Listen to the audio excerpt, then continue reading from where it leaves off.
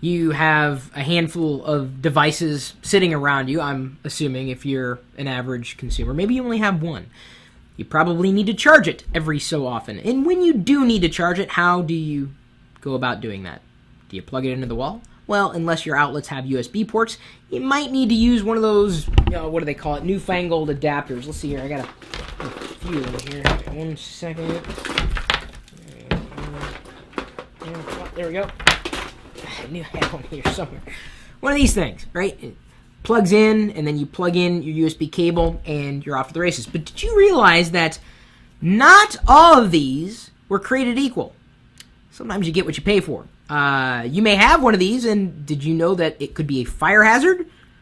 Yeah, sure, you could plug in a USB device and potentially charge it. But just because it was cheap doesn't mean it was good. You gotta know, these wall chargers are not created equal. And it's not to say that the cheapest wall charger is going to give you problems and the most expensive won't. Just keep in mind that they're all built differently. In many cases, they won't be able to charge things that require more power, like an iPad. Sometimes they will, but if it's just a run-of-the-mill AC adapter, it may not work. A suction cup charger? My suction cups never need charging. I just lick them and then I'm good.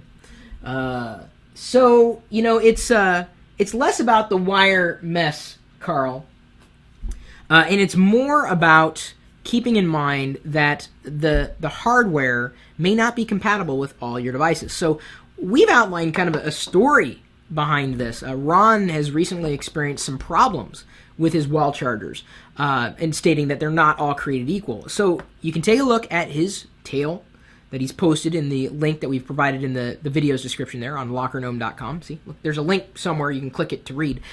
And I think the takeaway from this article is, what wall charger do you like and why? I'm assuming you have at least one of these things lying around. What's the best one out there? I'm curious to know, as is Ron. Feel free to leave a comment either here or there.